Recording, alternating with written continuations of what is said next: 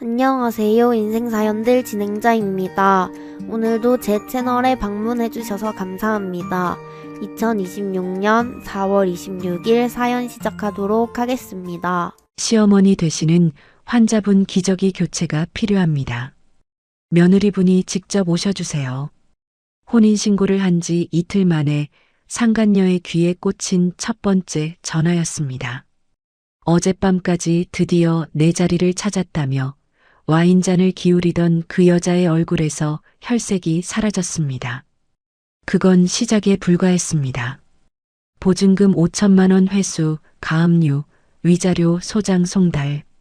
제가 5년간 참고 벼르며 매설한 지뢰가 하나씩 터지기 시작한 겁니다. 남편의 불륜을 알고도 웃으며 이혼 도장을 찍어준 이유, 재산 분할을 포기하는 척 연기한 이유. 지금 이야기 시작하겠습니다. 오늘의 사연 시작 전에 구독과 좋아요 눌러주시면 집안에 동기운과 행운이 가득할 겁니다. 요양병원 1층 원무과 데스크 앞에서 저는 지갑을 열었습니다. 형광등 불빛 아래 신용카드를 꺼내 직원에게 내밀자 카드 단말기가 찍어내는 소리가 텅 빈 로비에 울려 퍼졌습니다. 250만 원 결제 완료되셨습니다. 영수증 필요하시죠? 원무과 직원이 영수증을 건네며 익숙하다는 듯 고개를 끄덕였습니다. 매달 이맘때면 이 자리에 서서 같은 카드를 내미는 제 얼굴을 직원도 이제는 기억하는 눈치였습니다. 저는 영수증을 반으로 접어 핸드백 안쪽 주머니에 끼워 넣었습니다. 시어머니의 VIP 1인실 병원비, 간병인 비용, 기저귀와 영양제까지 합치면 매달 빠져나가는 돈이 250만 원이었습니다. 여기에 전세 대출 이자까지 더하면 제 월급만으로는 턱없이 모자랐죠. 그래서 저는 퇴근 후와 주말마다 밤잠을 줄여가며 프리랜서 번역 일을 했습니다. 새벽 2시에 노트북을 덮고 4시간 자고 출근하는 날이 반년 넘게 이어지고 있었습니다. 시어머니가 입원하기 전 시어머니의 낡은 집을 팔아서 생긴 돈이 있었습니다. 그런데 남편 민우가 그 돈을 주식에 쏟아부을 게 뻔히 보여서 저는 친정아버지한테 빌린 돈까지 합쳐 5천만 원을 제 이름으로 묶어뒀습니다. 그 5천만 원이 지금 이 요양병원 VIP실 보증금으로 들어가 있는 겁니다. 엘리베이터를 타고 5층 병동에 올라가니 시어머니는 침대에 누워 창밖을 멍하니 바라보고 계셨습니다. 저는 침대 옆 탁자에 과일을 올려놓고 시어머니의 이불을 여미며 입을 열었습니다. 어머니, 지수예요. 오늘 날씨가 좋아서 그런지 얼굴색이 밝으시네요. 시어머니는 고개를 돌려 저를 보았지만 눈동자에 초점이 없었습니다. 간병인 아주머니가 다가와 낮은 목소리로 말했습니다. 오늘은 아침부터 아드님 이름을 자꾸 부르시더라고요. 민우야, 민우야 하시면서요. 아, 그러셨어요. 저는 시어머니의 마른 손을 잡아드렸습니다. 시어머니가 그토록 부르는 아들 민우는 이 병원 근처에 발길조차 끊은 지 6개월이 넘었습니다. 세후 월급 350만 원을 받으면서 할부로 뽑은 그랜저 유지비와 본인 용돈으로 다 쓰고 병원비는 1원도 보탠 적이 없었습니다. 병원을 나와 집으로 돌아오는 길 저는 세차장에 맡겨둔 민우의 그랜저를 찾으러 들렀습니다. 민우가 아침에 카톡으로 퇴근길에 차 좀 빼달라고 했거든요. 세차가 끝난 차에 올라타 시동을 걸려는데 조수석 앞수납칸 뚜껑이 반쯤 열려 있었습니다. 손을 뻗어 닫으려다가 안에 구겨 넣은 종이 뭉치가 눈에 들어왔습니다. 저는 종이를 하나씩 펴보았습니다. 회사 근처 비즈니스 호텔 결제 영수증이 3장, 외곽에 있는 골프장 영수증이 2장이었습니다. 날짜를 보니 전부 토요일이었습니다. 민우가 저한테 회사 주말 출근이라고 했던 바로 그 토요일들이었습니다. 손가락 끝이 차가워지는 느낌이 들었습니다. 저는 영수증을 사진으로 찍어 제 메일로 보낸 뒤 원래 있던 자리에 그대로 구겨 넣었습니다. 집에 도착하자마자 저는 민우의 차량 블랙박스 메모리 카드를 빼서 노트북에 꽂았습니다. 삭제된 파일을 복구하는 무료 프로그램을 돌리자 지난 3개월치 영상이 하나둘 살아났습니다. 화면 속에서 민우의 옆자리에는 젊은 여자가 앉아 있었습니다. 짧은 단발머리에 진한 립스틱을 바른 여자, 민우가 그 여자를 아영아라고 불렀습니다. 민우와 같은 회사 격리부서에 다니는 최아영이었습니다. 두 사람은 매주 토요일마다 이 차를 타고 호텔로 골프장으로 다녔던 겁니다. 저는 이어폰을 꽂고 영상의 소리를 높였습니다.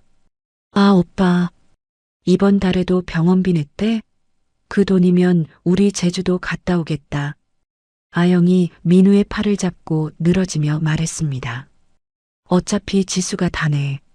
그 인간은 돈 벌어오는 호구지 뭐. 민우가 핸들을 한 손으로 잡고 킥킥 웃으며 대답했습니다. 진짜 고마운 호구네. 오빠 차 할부금도 저 언니가 내는 거잖아. 아영이 민우의 볼에 입술을 갖다 대며 깔깔거렸습니다. 저는 이어폰을 뺐습니다. 심장이 뛰는 게 아니라 조여드는 것 같았습니다. 손톱이 손바닥에 박힐 만큼 주먹을 쥐었다가 천천히 손가락을 폈습니다. 다음 날 점심시간, 저는 인터넷으로 찾은 흥신소에 전화를 걸었습니다. 두 사람이 만나는 장소와 시간대를 알려주시면 사진과 영상으로 확실하게 잡아드립니다. 흥신소 직원이 사무적인 말투로 말했습니다. 저는 민우와 아영의 인적사항과 주말 동선을 정리해서 메일로 보냈습니다. 그날 저녁 현관문이 열리며 민우가 들어왔습니다. 샤워도 하지 않은 채 소파에 드러눕더니 저를 향해 입을 열었습니다. 야, 엄마 기저귀 뭘로 바꾼 거야? 간병인 아줌마가 너무 싸구려라고 카톡 보냈잖아. 그 기저귀가 한 팩에 3만 원짜리야. 어디가 싸구려야. 저는 싱크대에서 설거지를 하던 손을 멈추지 않고 대답했습니다. 3만 원짜리를 쓰니까 어머니 피부에 뭐가 난 거 아니야? 좀 비싸더라도 제대로 된 걸 사. 효도를 하려면 확실하게 해야지. 민우가 소파 쿠션을 베고 누운 채 천장을 보며 말했습니다. 제 돈으로 기저귀를 사면서 효도를 확실하게 하라는 소리가 저 입에서 나오는 겁니다. 저는 고무장갑을 벗고 젖은 손을 앞치마에 닦았습니다. 그리고 침실로 들어가 서랍맨 아래 칸을 열었습니다. 블랙박스 영상을 저장한 USB와 영수증 사진을 인쇄한 종이 뭉치를 수건 밑에 깊이 밀어 넣었습니다. 서랍을 닫으며 저는 속으로 되뇌었습니다. 지금 화를 내면 안 됩니다. 저 인간이 가장 비참하게 무너지는 모습을 보려면 지금은 아무것도 모르는 호구로 남아 있어야 합니다. 거실에서 민우가 TV 채널을 돌리는 소리가 들려왔습니다. 저는 서랍 위에 두 손을 올려놓고 눈을 감았습니다. 불륜 증거를 모으기 시작한 지 한 달이 지났습니다. 흥신소에서 보내온 사진 파일은 벌써 30장이 넘었고 모텔 출입 장면이 찍힌 영상도 확보한 상태였습니다. 저는 그 자료들을 외장하드에 백업해서 회사 사물함에 따로 보관해뒀습니다. 어느 수요일 저녁 민우가 퇴근하자마자 식탁 의자에 턱 걸터 앉으며 입을 열었습니다. 지수야, 나 할 말이 있어. 저는 냉장고에서 반찬통을 꺼내다 말고 민우를 바라봤습니다. 민우는 넥타이를 풀며 눈도 마주치지 않은 채 말을 이었습니다. 우리 이혼하자. 뭐라고? 솔직히 말할게. 너는 맨날 돈 벌고 엄마 병원 챙기느라 바쁘잖아. 여자로서 매력이 없어진 지 오래야. 나도 사람인데 집에 오면 피곤해 절은 아줌마만 있으니까 숨이 막혀. 민우가 식탁 위에 팔꿈치를 괴며 한숨을 내쉬었습니다. 마치 오래 참아온 사람처럼 피해자인 것처럼 말하는 그 얼굴을 저는 가만히 들여다봤습니다. 내가 매력이 없어졌다고? 기분 나쁘라고 하는 말이 아니야. 서로한테 솔직해지자는 거지. 사랑 없는 결혼 생활을 억지로 끌고 가봐야 둘 다 불행해. 민우가 고개를 절레절레 흔들며 말했습니다. 저는 반찬통을 식탁 위에 내려놓고 의자를 빼서 앉았습니다. 속에서 불길이 치밀어 올랐지만 이를 꽉 물고 삼켰습니다. 알았어. 생각 좀 해볼게. 제가 담담하게 대답하자 민우는 오히려 당황한 듯 눈을 깜빡였습니다. 울거나 소리를 지를 줄 알았던 모양이었습니다. 며칠 뒤 토요일 오후 모르는 번호로 전화가 한 통 왔습니다. 서지수 씨 맞으시죠?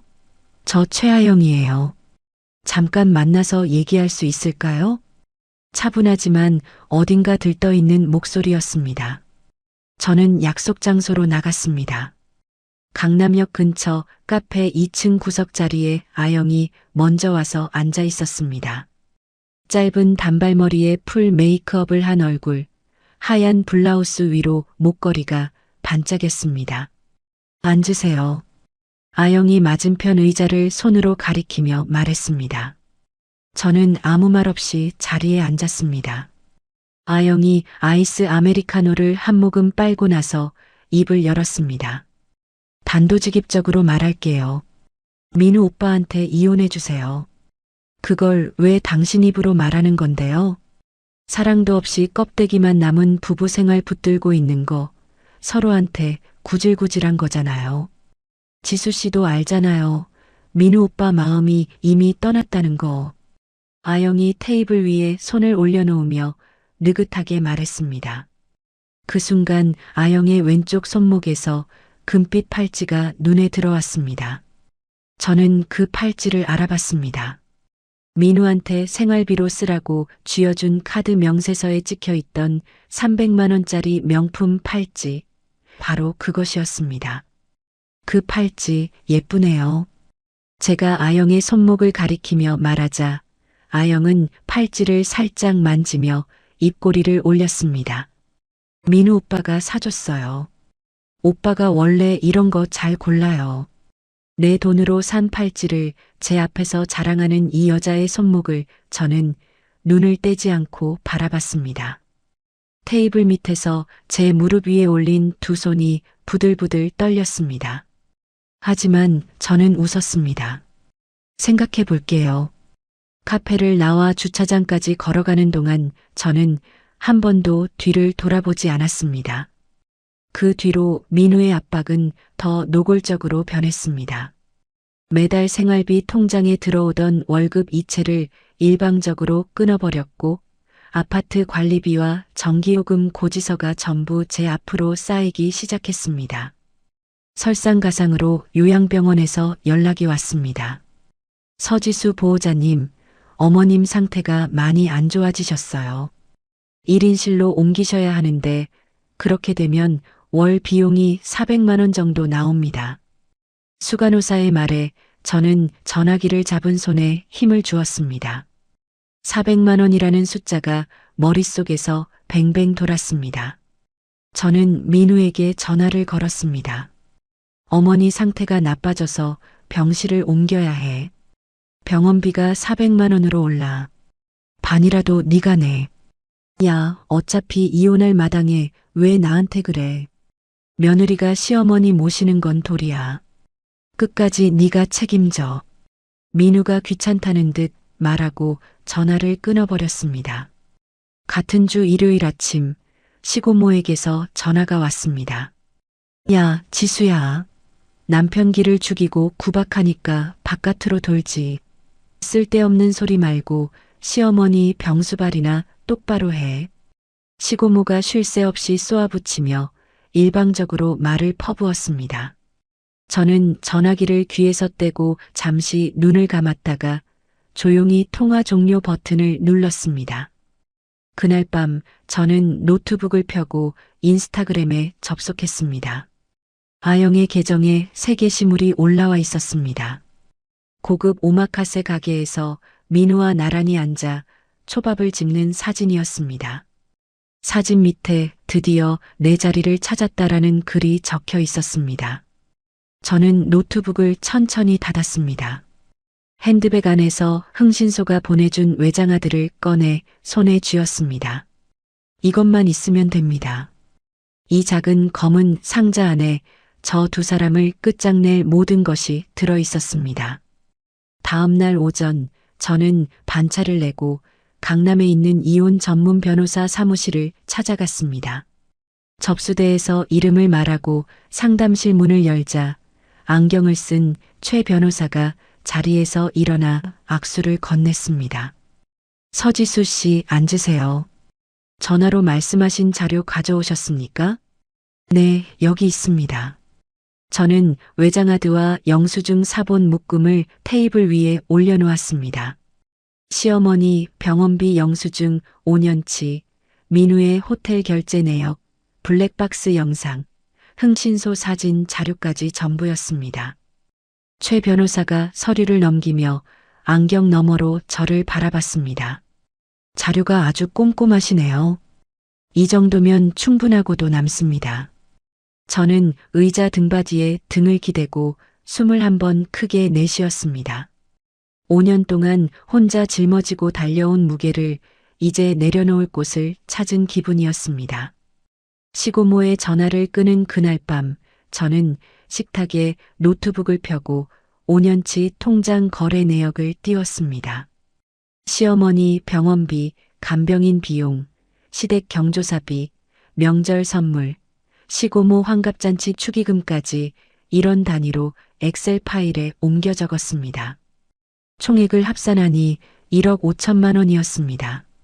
저는 완성된 파일을 최 변호사 이메일로 보내고 노트북을 닫았습니다.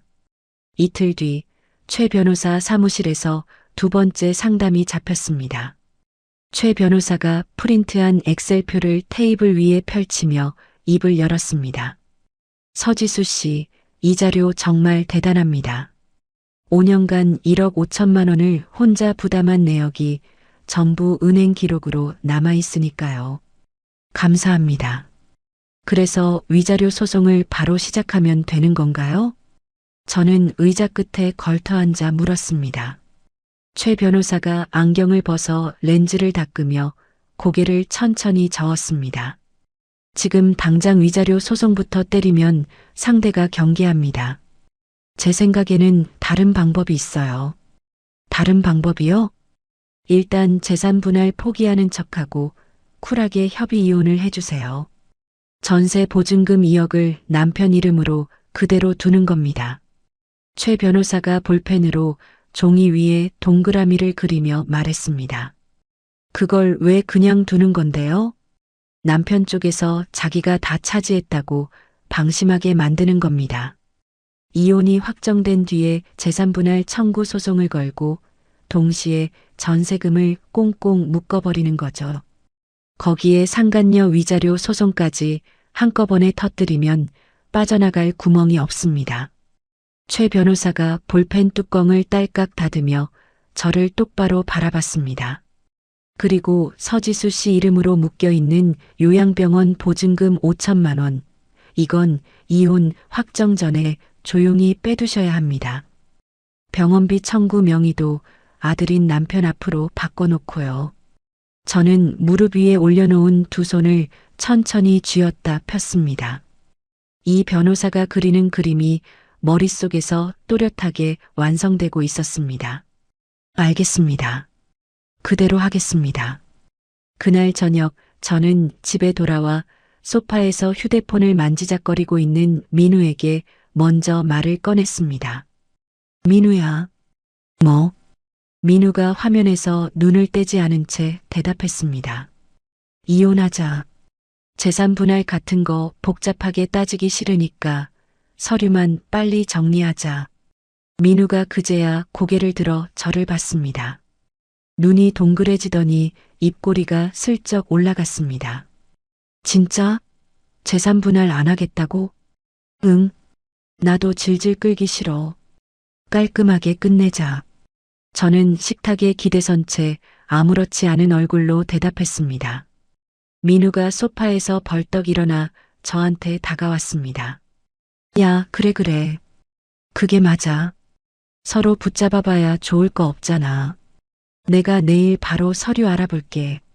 민우의 목소리가 들뜬 기색을 감추지 못했습니다. 전세 보증금 2억 원이 통째로 자기 것이 된다는 계산이 벌써 끝난 얼굴이었습니다. 저는 고개를 끄덕이고 침실로 들어갔습니다. 문을 닫고 이불을 끌어올려 얼굴을 덮었습니다. 뜨거운 게 눈꺼풀 안쪽에서 차올랐지만 소리를 내지 않았습니다. 다음 날 민우는 정말로 구청에서 협의 이혼 의사 확인 신청서를 가져왔습니다. 식탁 위에 서류를 펼치며 볼펜을 내밀었습니다.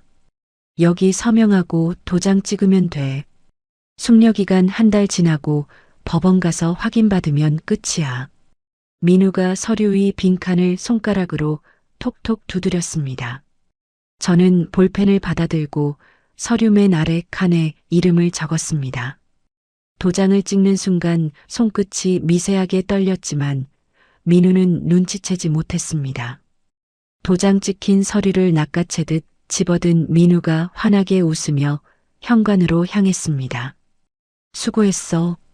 나 잠깐 나갔다 올게.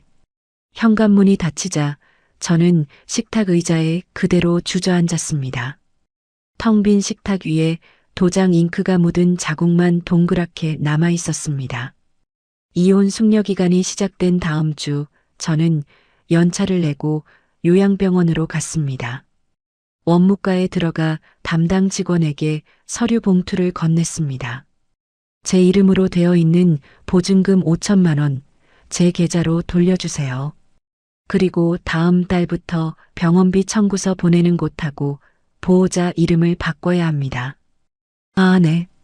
변경하실 분 성함이 어떻게 되시죠? 아들 정민우요. 연락처도 여기 적어뒀습니다. 직원이 서류를 확인하고 접수 도장을 찍었습니다. 저는 며칠 뒤 제 통장에 5천만 원이 입금된 것을 확인하고 나서야 가슴을 쓸어내렸습니다. 숙려 기간이 끝나고 법원에서 이혼이 최종 확정되던 날 저는 법원 복도에서 민우와 나란히 걸어 나왔습니다. 일부러 어깨를 축 늘어뜨리고 고개를 숙였습니다. 입술을 꾹 다문 채 진 사람의 뒷모습을 완벽하게 만들어냈습니다. 민우가 주머니에 손을 찔러 넣고 휘파람을 불며 앞서 걸어갔습니다. 주차장에서 민우의 그랜저가 빠져나가는 것을 확인한 뒤 저는 천천히 고개를 들었습니다. 그 오후 민우와 아영은 구청으로 달려가 혼인신고를 마쳤습니다. 아영의 인스타그램에 진정한 사랑의 결실이라는 글과 함께 혼인신고서를 들고 활짝 웃는 두 사람의 사진이 올라왔습니다.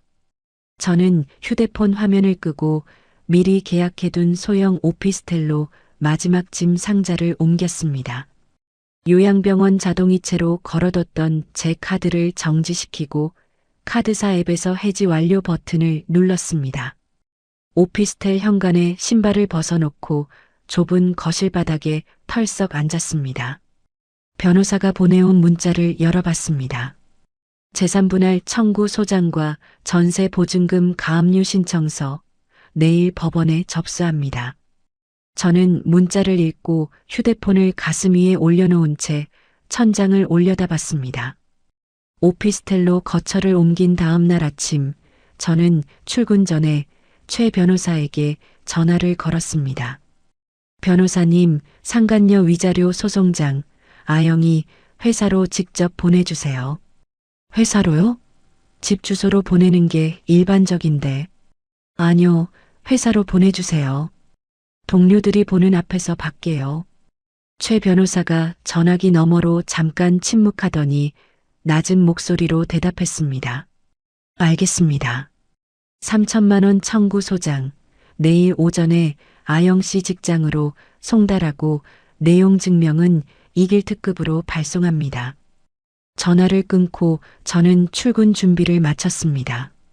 현관 거울 앞에서 블라우스 깃을 여미는 제 얼굴이 비쳤습니다. 눈 밑에 다크서클이 짙었지만 눈빛만은 또렷했습니다. 그날 오후 최 변호사에게서 문자가 왔습니다. 전세 보증금 가압류 신청, 법원에서 인용했습니다. 민우 씨 이름으로 된 전세금 2억, 오늘부로 묶였습니다. 저는 화장실 칸에 들어가 문자를 3번 읽고 휴대폰을 주머니에 넣었습니다.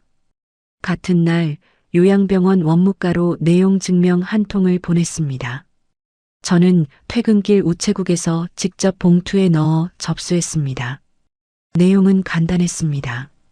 본인은 정민우와 법적으로 이혼하여 시어머니에 대한 부양 의무가 없으므로 앞으로 병원비 청구와 응급 연락은 아들 정민우와 현재 법적 며느리인 최아영에게 해주십시오. 우체국을 나오며 저는 속으로 하나씩 손가락을 꼽았습니다. 위자료 소장, 가압류, 병원명의 변경, 내용 증명. 4개 전부 오늘 안에 끝냈습니다. 며칠 뒤 회사 점심시간 같은 부서의 선배 은주가 밥을 먹다 말고 슬쩍 휴대폰을 보여줬습니다. 지수야, 너 전 남편 회사 사람들이랑 내가 동호회가 갔거든. 이거 봐봐. 은주가 보여준 건 아영의 인스타그램이었습니다. 이번 주말에 신혼집들이를 한다는 예고글이 올라와 있었습니다. 사진 속 아영은 와인잔을 들고 넓은 거실에서 포즈를 취하고 있었고 글에는 사랑하는 사람들을 초대합니다라고 적혀 있었습니다. 직장 동료들 대거 부른다던데. 대단하다 진짜. 은주가 혀를 차며 말했습니다. 저는 휴대폰 화면을 보며 숟가락을 내려놓았습니다. 잘 됐네. 뭐가 잘 돼? 내 속이 뒤집어지지 않아? 아니, 진짜 잘 된 거야. 저는 국을 한 모금 떠먹으며 대답했습니다. 은주가 고개를 갸우뚱했지만 더 묻지는 않았습니다. 퇴근 후 오피스텔에 돌아온 저는 그동안 정리해둔 자료를 테이블 위에 펼쳤습니다. 5년간 제가 낸 병원비 이체 내역 1억 5천만 원어치를 날짜별로 정리한 표, 민우가 아영과 호텔에서 쓴 카드 결제 내역, 블랙박스 영상 캡처 사진들을 한 파일로 묶었습니다. 누가 봐도 한눈에 알아볼 수 있도록 깔끔하게 요약본을 만들었습니다. 그리고 한 가지 더 남은 일이 있었습니다. 회사에서 인사팀에 근무하는 지인 현정이 며칠 전 조심스럽게 건네준 이야기가 있었습니다. 지수야, 이건 나도 말하기 좀 그런데. 민우 씨가 회사 법인카드로 개인 비용을 결제한 거니 몇 개 있어. 호텔이랑 식당인데 전부 접대비로 허위 청구했더라고. 현정이 점심시간에 회사 뒷골목 벤치에서 목소리를 낮추며 말했습니다. 그거 자료 뽑을 수 있어? 결제 내역이랑 청구 보고서 사본. 내가 복사해뒀어. 아무한테도 말 안 할 테니까 걱정 마. 현정이 가방에서 갈색 봉투를 꺼내 제 무릎 위에 올려놓았습니다. 저는 봉투를 받아 핸드백 안에 넣으며 현정의 손을 꽉 잡았습니다. 고마워, 현정아. 진짜 고마워. 오피스텔로 돌아와 봉투를 열어보니 법인카드 결제 내역서 7장과 민우가 작성한 허위 접대비 보고서 사본이 들어 있었습니다. 호텔 결제일과 아영과의 데이트 날짜가 정확히 일치했습니다. 저는 그 서류들을 전부 스캔해서 외장하드에 저장했습니다. 이제 남은 건 타이밍이었습니다. 저는 회수해온 요양병원 보증금 5천만 원을 은행 앱을 열어 고금리 예금 계좌로 옮겼습니다. 이체 완료 알림이 뜨자 저는 그동안 한 번도 못했던 일을 했습니다. 동네 병원 홈페이지에 접속해서 종합건강검진을 예약한 겁니다. 5년 동안 병원비를 내면서도 정작 제 몸은 한 번도 들여다본 적이 없었습니다. 예약 확인 문자가 오자 저는 휴대폰을 내려놓고 배달 앱을 켰습니다. 떡볶이와 순대, 김밥 한 줄을 시켰습니다. 배달이 올 때까지 저는 오피스텔 작은 창문 너머로 보이는 밤하늘을 멍하니 바라봤습니다. 벨이 울려 현관문을 열고 비닐봉지를 받아들었습니다. 식탁도 없는 좁은 방에서 바닥에 봉지를 펼치고 떡볶이를 하나 집어 입에 넣었습니다. 매운맛이 혀를 타고 번지자 갑자기 눈물이 흘렀습니다. 슬퍼서가 아니었습니다. 5년 만에 처음으로 누구의 눈치도 보지 않고 먹고 싶은 걸 시켜 먹는 밤이었습니다. 저는 눈물을 손등으로 훔치고 떡볶이를 한 개 더 집었습니다. 휴대폰 달력을 열어 이번 주 토요일 아영의 집들이 날짜에 빨간 점을 찍었습니다. 그 집들이가 끝나는 다음 날 아침 모든 게 시작될 겁니다. 토요일 밤 저는 오피스텔 침대에 누워 휴대폰을 들여다봤습니다. 아영의 인스타그램에 집들이 파티 사진이 실시간으로 올라오고 있었습니다.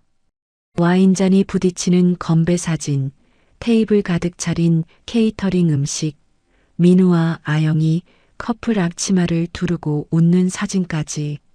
저는 사진 하나하나를 천천히 넘기며 시간을 확인했습니다.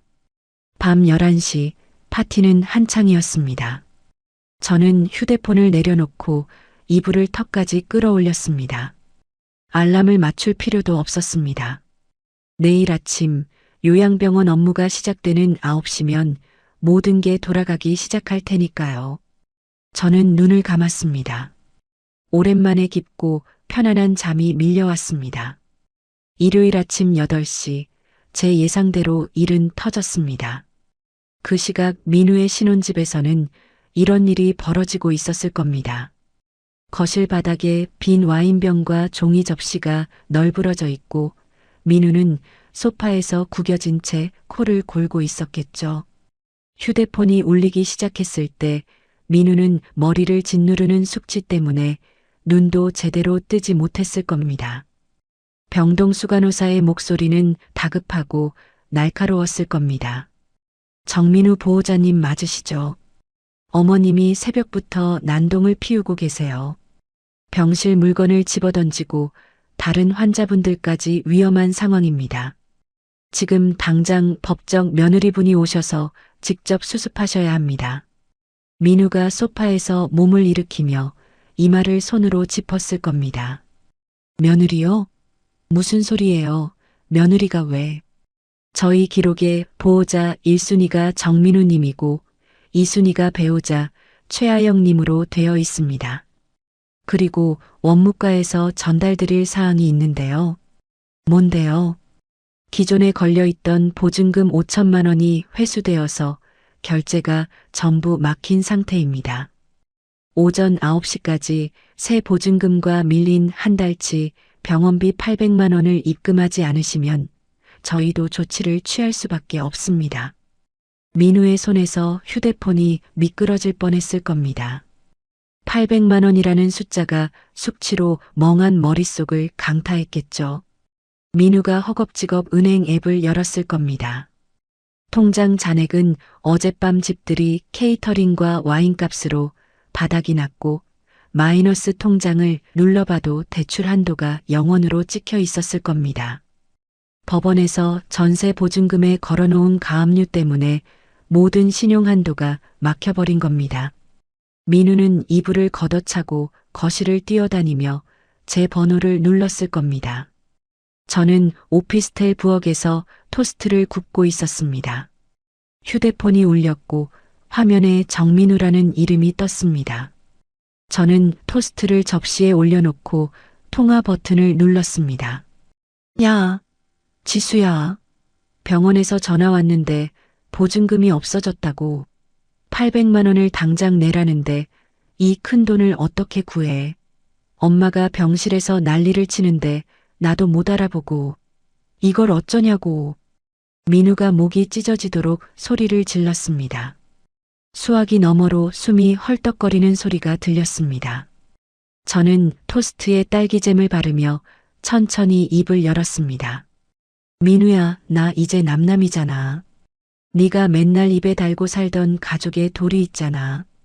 이제 내 진정한 사랑, 아영 씨랑 같이 다 하면 되지. 뭐, 지금 그게 말이야? 엄마가 사람을 못 알아보고 물건을 던지고 있다니까. 그래서 더 빨리 가봐야지. 보호자가 너잖아. 저는 그 한마디를 남기고 휴대폰의 통화 녹음 저장 버튼을 누른 뒤 전화를 끊었습니다. 토스트를 한 입 베어 물고 씹는데 바삭한 소리가 입안에서 크게 울렸습니다. 그 시각 민우의 신혼집 안방에서는 아영이 이불 속에서 몸을 뒤척이고 있었겠죠. 요양병원 원무과에서 아영의 번호로도 전화가 갔을 겁니다. 최아영 보호자님, 시어머니 되시는 환자분이 지금 병동에서 심하게 흥분하고 계십니다. 며느리분이 직접 오셔서 진정시켜 주셔야 합니다. 기저귀도 교체가 필요한 상태이고요. 아영이 이불을 걷어내며 벌떡 일어났을 겁니다. 저한테 왜 전화하시는 거예요? 저는 며느리가 아니라 저희 시스템에 보호자 이순희 최아영님으로 등록되어 있습니다. 아영의 얼굴이 하얗게 질렸을 겁니다. 어젯밤까지 사모님이라는 호칭에 취해 와인잔을 기울이던 아영의 귀에 시어머니의 기저귀를 갈러오라는 말이 쏟아진 겁니다. 오후가 되도록 병원비 입금이 확인되지 않자 병원에서 민우에게 다시 전화가 갔습니다. 정민우 보호자님, 오늘 안으로 입금이 안 되시면 강제 퇴원 절차를 밟겠습니다.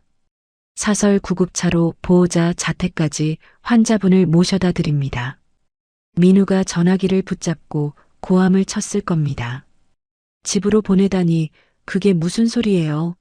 엄마가 이 상태인데 집에서 어떻게 해요? 저희도 규정이 있습니다.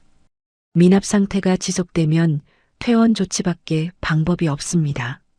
민우가 전화를 끊고 거실에 주저앉아 머리를 쥐어뜯었을 겁니다. 옆에 서 있던 아영이 팔짱을 끼고 민우를 내려다보며 입을 열었겠죠. 오빠, 보증금 5천만 원이 없어진 게 무슨 말이야. 전세금 2억도 있다며. 그걸로 해결하면 되잖아. 전세금이 묶였어. 묶였다니 무슨 뜻이야. 법원에서 가압류라는 걸 걸었대. 내 돈인데 한 푼도 못 빼. 아영의 얼굴에서 혈색이 빠졌을 겁니다. 민우가 바닥에 앉은 채 떨리는 손으로 대부업체 앱을 검색하기 시작했습니다. 저는 그 시간 오피스텔에서 빨래를 개고 있었습니다. 따뜻한 햇살이 작은 창문으로 들어와 빨래 바구니 위에 내려앉았습니다. 수건을 반듯하게 접어 선반에 올리며 저는 콧노래를 흥얼거렸습니다. 늦은 밤 최 변호사에게서 문자가 왔습니다. 민우 측에서 대부업체 카드론으로 800만 원을 병원에 송금한 것으로 확인했습니다. 연 이자율 20% 이상입니다. 저는 문자를 읽고 휴대폰을 탁자 위에 내려놓았습니다. 800만 원을 빚내서 겨우 이번 달을 막았지만 다음 달에도 400만 원이 청구되고 그 다음 달에도 계속 청구될 겁니다. 고금리 이자는 눈덩이처럼 불어날 테고 가압류된 전세금은 한 푼도 꺼낼 수 없죠. 저는 이불을 펴고 누워 천장을 바라봤습니다. 5년 동안 매달 이 천장 대신 병원 천장을 올려다보며 뜬 눈으로 밤을 지새웠습니다. 오늘 밤은 달랐습니다. 눈꺼풀이 스르르 감기며 잠이 찾아왔습니다. 병원비 폭탄을 맞은 지 일주일이 지났습니다. 저는 평소처럼 출근해서 업무를 보고 있었는데 점심시간에 선배 은주가 제 자리로 다가와 휴대폰 화면을 보여줬습니다. 지수야, 이거 너 얘기 아니야? 회사 사내 익명 게시판에 글 하나가 올라와 있었습니다. 전처 서지수가 치매 걸린 시어머니 재산을 몰래 빼돌리고 병든 노인을 유기한 사실을 고발합니다. 글 아래에는 제 이름과 부서명까지 적혀 있었습니다. 저는 화면을 끝까지 내려봤습니다. 댓글이 벌써 20개 넘게 달려 있었고 대부분 저를 비난하는 내용이었습니다. 이거 누가 쓴 거야? 은주가 목소리를 낮추며 물었습니다. 저는 휴대폰을 은주에게 돌려주며 고개를 저었습니다. 신경 쓰지 마. 내가 알아서 할게. 점심을 먹지 않고 자리에 앉아 제 휴대폰을 열어보니 시댁 가족 단톡방에도 비슷한 글이 올라와 있었습니다. 지수가 어머님 요양병원 보증금 5천만 원을 빼돌렸습니다. 병든 노인을 버리고 도망간 사람입니다. 민우가 올린 글이었고 아영이 그 밑에 울먹이는 이모티콘과 함께 댓글을 달아놨습니다. 저희가 어머님 병원비를 감당하느라 빚까지 졌는데 전처분이 이러시면 너무하지 않나요? 그 글을 읽고 있는데 전화가 쏟아지기 시작했습니다. 시고모가 첫 번째였습니다. 야, 서지수. 네가 사람이야. 시어머니 돈을 훔쳐서 도망가. 당장 그 돈 안 내놓으면 사기죄로 고소한다. 시고모가 수화기 너머로 침을 튀기며 소리를 질렀습니다. 저는 전화기를 귀에서 떼고 책상 위에 올려놓았습니다. 시고모의 목소리가 스피커처럼 새어나왔지만 저는 모니터 화면을 바라보며 가만히 있었습니다.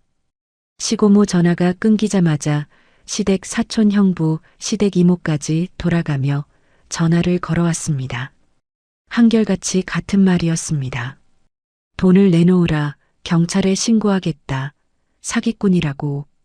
저는 걸려오는 전화를 하나도 받지 않고 대신 통화 기록을 캡처해서 저장했습니다. 이틀 뒤 부서 회의가 끝나고 나오는데 복도에서 마주친 직속 상사가 제 앞을 막아섰습니다. 서지수 씨, 잠깐 얘기 좀 하지. 상사가 빈 회의실 문을 열고 들어가며 손짓했습니다. 저는 따라 들어가 의자에 앉았습니다. 인터넷에 돌아다니는 글 때문에 위에서 말이 나와. 사실관계가 어떻게 되는 건지 내가 알아야 할 것 같아서. 상사가 팔짱을 끼고 저를 바라보며 말했습니다. 부서원들 사이에서도 수군거리는 소리가 들렸고 제 옆자리 후배조차 눈을 마주치지 않았습니다. 팀장님, 전부 사실이 아닙니다. 조만간 제가 정리해서 말씀드리겠습니다. 저는 허리를 곧게 세우고 또박또박 대답했습니다. 상사가 한숨을 쉬며 고개를 끄덕였습니다. 그날 밤 오피스텔 현관 비밀번호를 누르고 들어오는데 복도 끝에서 발소리가 들렸습니다.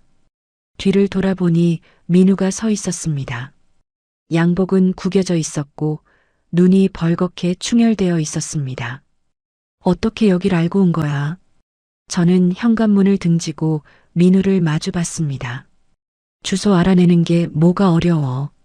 지수야, 가압류 풀어. 안 풀면 너 회사에 쳐들어가서 네가 시어머니한테 한 짓 다 까발릴 거야. 민우가 한 발짝 다가오며 이를 악물고 말했습니다.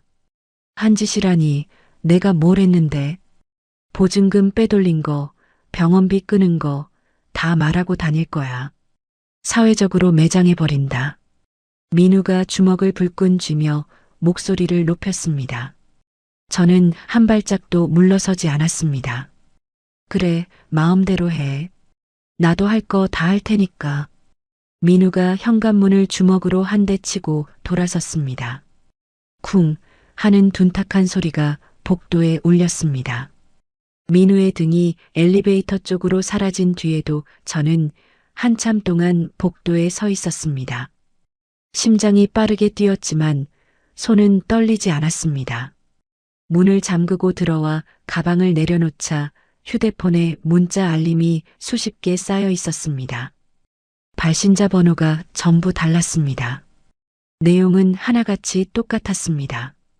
천벌받기 싫으면 당장 병원비 절반을 내놓아라. 시어머니 버린 년아, 두고 봐라. 인터넷 무료 문자 사이트에서 번호를 바꿔가며 보낸 게 뻔했습니다.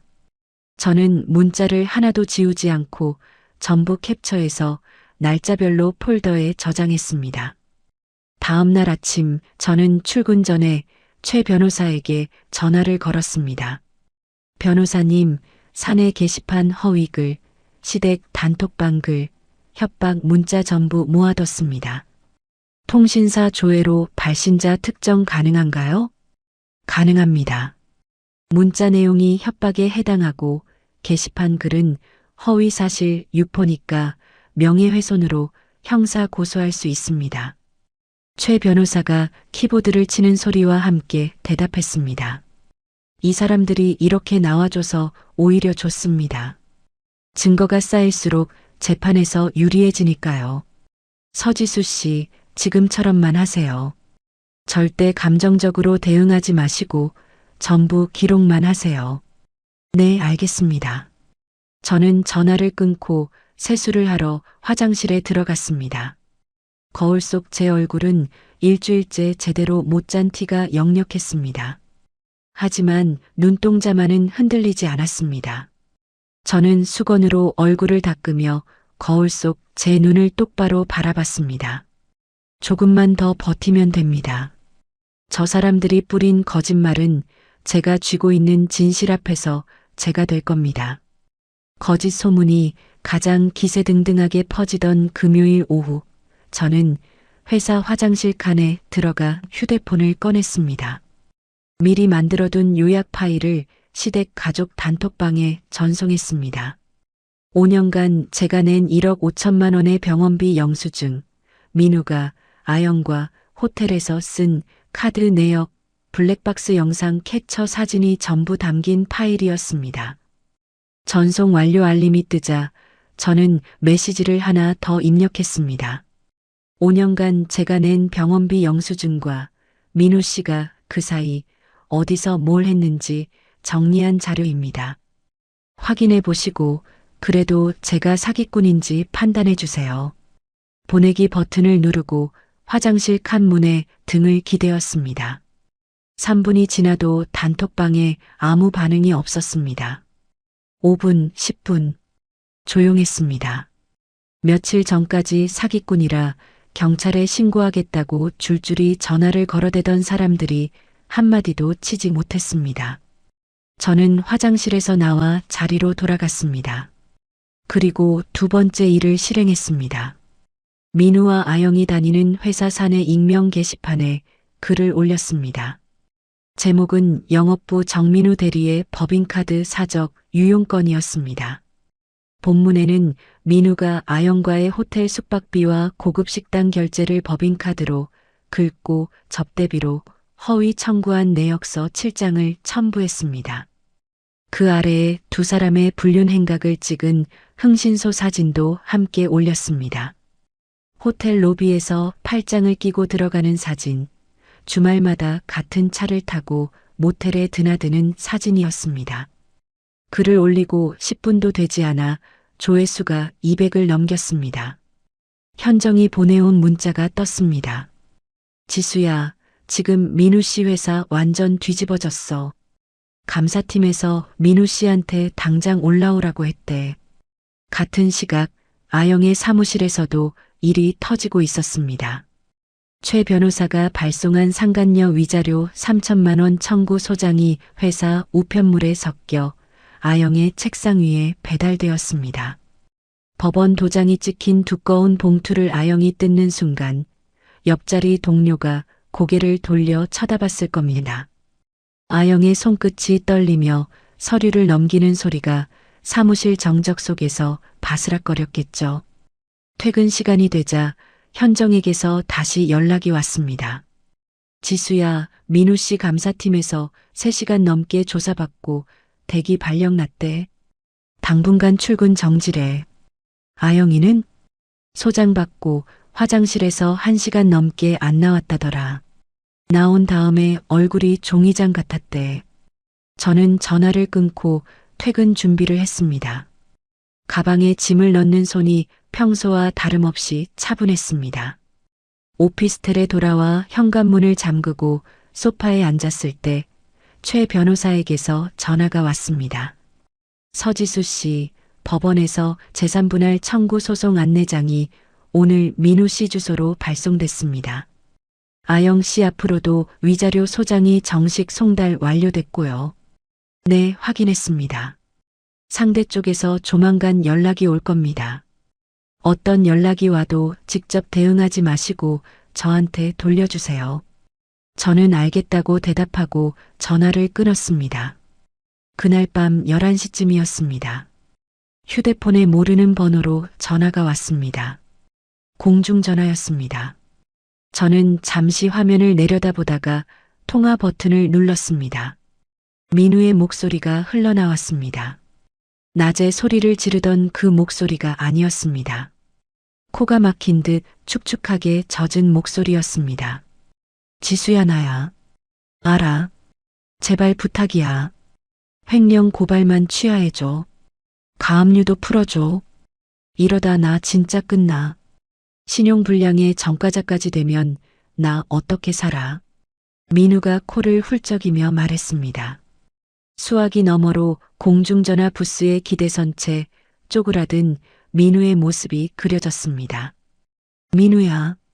응. 네가 맨날 나한테 했던 말 있잖아. 가족의 도리.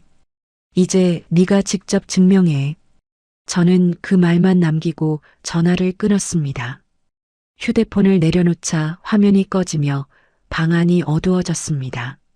저는 소파에서 일어나 부엌으로 갔습니다. 냉장고에서 우유를 꺼내 컵에 따르고 한 모금 마셨습니다. 차가운 우유가 목을 타고 내려가는 동안 저는 창밖을 바라봤습니다. 오피스텔 9층에서 내려다 보이는 거리에 가로등 불빛이 줄지어 서 있었습니다. 5년이었습니다. 새벽마다 노트북을 펴고 번역 일을 했고 월급날마다 병원비를 이체했고 주말마다 요양병원을 오갔습니다. 시고모의 폭언을 참았고 민우의 무관심을 견뎠고 아영의 조롱을 삼켰습니다. 우유를 다 마시고 컵을 싱크대에 올려놓았습니다. 빈 컵에 수돗물을 틀어 헹구는데 손가락 사이로 물이 흘러내렸습니다. 저는 수도꼭지를 잠그고 젖은 손을 앞치마에 닦았습니다. 침실에 들어가 이불을 폈습니다. 베개에 머리를 대고 누우니 천장에 작은 얼룩이 보였습니다. 전에 살던 아파트 침실 천장에도 비슷한 얼룩이 있었는데 그때는 그 얼룩을 보며 내일 병원비를 어디서 마련하지 하고 셈을 했었습니다. 오늘 밤은 아무 셈도 하지 않았습니다. 눈을 감으니 잠이 왔습니다. 모든 진실이 터진 뒤 한 달이 흘렀습니다. 최 변호사에게서 연락이 올 때마다 민우와 아영의 소식이 하나씩 전해졌습니다. 민우는 횡령건으로 회사에서 파면당했습니다. 회사 측에서 청구한 배상금의 대부업체 이자까지 겹치자 민우는 결국 법원에 개인 파산을 신청했습니다. 신용불량자가 된 겁니다. 아영은 혼인신고를 한 지 2달 만에 민우를 상대로 혼인 무효 소송을 냈습니다. 매일같이 병원에서 걸려오는 전화, 시어머니의 기저귀를 갈러오라는 호출을 버티지 못한 거였습니다. 서지수 씨, 재산분할 소송 판결 나왔습니다. 어느 수요일 오전 최 변호사가 전화로 결과를 알려줬습니다. 전세 보증금 2억의 70%가 서지수 씨 몫으로 인정됐습니다. 1억 4천만 원이요. 그리고 민우 씨와 아영 씨한테 각각 위자료 3천만 원씩 받는 판결도 확정됐습니다. 감사합니다, 변호사님. 제가 감사하죠. 이렇게 깔끔하게 끝나는 케이스가 드뭅니다. 최 변호사가 웃음기 섞인 목소리로 말했습니다.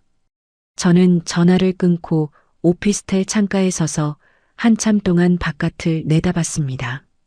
봄볕이 유리창을 따뜻하게 데우고 있었습니다. 한 주 뒤 저는 부동산 중개소 3곳을 돌았습니다. 직장에서 지하철로 2정거장 거리에 있는 신축 소형 아파트를 찾았습니다. 현관에 이중 잠금 장치가 달려 있었고 경비실에서 24시간 순찰을 돌았습니다. 남양 거실에 햇빛이 가득 들어오는 걸 확인하고 그 자리에서 계약서에 도장을 찍었습니다. 오롯이 제 이름으로 된 첫 번째 집이었습니다. 이삿짐 정리를 마친 날 저녁 선배 은주와 현정이 집들이를 하겠다며 치킨과 맥주를 들고 찾아왔습니다. 야, 여기 좋다. 해 잘 들고 깨끗하고. 은주가 거실을 둘러보며 감탄했습니다. 지수야, 고생 많았다. 진짜 현정이 맥주캔을 따서 제 손에 쥐어주며 말했습니다. 저는 맥주캔을 받아들고 두 사람의 얼굴을 번갈아 봤습니다. 고맙다는 말이 목구멍까지 올라왔지만 입을 열면 울음이 터질 것 같아서 맥주를 한 모금 크게 삼켰습니다. 왜 울려고? 은주가 제 얼굴을 들여다보며 웃었습니다. 아니, 맥주가 써서. 저는 손등으로 입가를 닦으며 웃어 보였습니다. 세 사람이 바닥에 둘러앉아 치킨을 뜯고 맥주를 마시는 사이 바깥이 어두워졌습니다. 은주와 현정이 돌아간 뒤 저는 빈 캔을 치우고 거실 불을 껐습니다. 창문 너머로 아파트 단지의 가로등 불빛이 노랗게 켜져 있었습니다. 며칠 뒤 현정이 점심시간에 슬쩍 귀띔해줬습니다. 민우 씨, 퇴직금도 압류당했대. 낮에는 물류센터에서 상하차하고 밤에는 대리운전 뛴대. 저는 젓가락을 들고 국수를 먹다가 잠깐 멈췄습니다. 불쌍하다는 생각은 들지 않았습니다. 그렇다고 통쾌하지도 않았습니다. 그냥 먼 데서 들려오는 남의 이야기 같았습니다. 아영이는? 시어머니 병원비 감당 못하고 직장도 그만뒀대. 어느 날 밤에 짐 빼서 사라졌다더라. 아무도 연락이 안 된대. 현정이 국물을 후루룩 마시며 말했습니다. 그렇구나. 저는 국수를 다시 집어 입에 넣었습니다. 더 묻지 않았고 현정도 더 말하지 않았습니다. 그 주 토요일 아침이었습니다. 저는 눈을 떴습니다. 알람 소리가 아니라 창문으로 들어오는 햇빛에 저절로 눈이 떠진 겁니다. 휴대폰을 집어들어 시간을 확인하니 오전 10시 반이었습니다. 5년 만에 처음으로 토요일 오전 10시 반까지 잠을 잔 겁니다. 예전 같으면 이 시간에 요양병원 엘리베이터 안에 서 있었을 겁니다. 손에 과일 봉지를 들고 머릿속으로는 이번 달 병원비를 어떻게 메울지 계산하면서요. 저는 이불 속에서 기지개를 쭉 켰습니다. 아무 데서도 전화가 오지 않았습니다. 병원 수간호사의 다급한 목소리도 시고모의 고함도 민우의 짜증도 없었습니다. 조용한 토요일 아침이었습니다. 침대에서 일어나 부엌으로 가서 커피를 내렸습니다. 머그잔을 들고 거실 창가에 섰습니다. 아파트 단지 놀이터에서 아이들이 뛰어노는 소리가 희미하게 들려왔습니다. 커피를 한 모금 마시고 식탁 위에 놓아둔 여행 가방을 바라봤습니다. 어젯밤에 미리 싸둔 작은 캐리어였습니다. 3박 4일 사포로 온천 여행, 5년 동안 한 번도 가보지 못했던 여행이었습니다. 병원비 때문에 매번 포기했던 그 여행을 드디어 가는 겁니다. 저는 커피잔을 싱크대에 내려놓고 옷을 갈아입었습니다. 현관에서 운동화 끈을 묶고 캐리어 손잡이를 잡았습니다. 문을 열기 전에 잠깐 멈춰 섰습니다. 현관 옆 벽에 붙여놓은 달력이 눈에 들어왔습니다. 이번 달 급여일에 빨간 동그라미가 쳐져 있었습니다. 예전에는 급여일이 오면 그날 바로 병원비를 이체하느라 통장 잔액이 순식간에 쪼그라들었습니다. 이번 달부터는 제 월급이 고스란히 제 통장에 남습니다. 저는 현관문을 열고 밖으로 나섰습니다. 복도 끝 엘리베이터 버튼을 누르고 캐리어를 끌며 한 발짝 들어섰습니다. 엘리베이터 거울에 비친 제 얼굴이 보였습니다. 다크서클은 아직 남아 있었지만 입꼬리가 살짝 올라가 있었습니다. 1층에 내려 아파트 정문을 나서자 4월의 바람이 볼을 스쳤습니다. 캐리어 바퀴가 아스팔트 위를 또르르 굴러가는 소리를 들으며 저는 공항 가는 버스 정류장을 향해 가벼운 걸음을 옮겼습니다. 여러분, 오늘 서지수 씨의 이야기 잘 들으셨죠? 서지수는 5년 동안 새벽잠을 포기하며 투잡을 뛰었습니다. 시어머니 병원비를 내고 전세 대출 이자를 메우고 기저귀 갖가지 혼자 감당했습니다. 그 사이 남편은 아내가 피땀 흘려 번 돈으로 상간녀와 호텔을 드나들며 호구라고 비웃었죠. 세상에는 두 종류의 사람이 있는 것 같습니다. 남이 차려준 밥상 위에서 숟가락만 얹는 사람과 묵묵히 밥상을 차리다가 어느 날 조용히 상을 엎는 사람. 서지수는 상을 엎지 않았습니다. 밥상을 통째로 들고 나와버렸습니다. 그리고 남은 사람들이 빈 식탁 앞에서 허둥대는 꼴을 지켜봤을 뿐입니다. 가족의 도리라는 말, 참 듣기 좋은 말이죠. 그런데 그 말은 혼자만 짊어지라고 만들어진 게 아닙니다.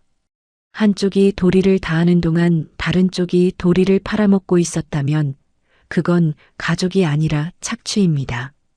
서지수가 되찾은 건 돈이 아니었습니다. 토요일 아침 알람 없이 눈을 뜨는 것, 급여일에 내 통장이 온전히 내 것으로 남는 것, 아무도 호출하지 않는 조용한 주말. 누군가에게는 당연한 일상이 이 사람에게는 5년 만에 되찾은 삶이었습니다. 이야기를 끝까지 들어주신 분이 계시다면 잘 들었다고 댓글 하나만 남겨주세요. 오늘도 사연 끝까지 들어주신 시청자 여러분 정말 감사합니다. 오늘 하루도 좋은 하루 보내시길 바라겠습니다.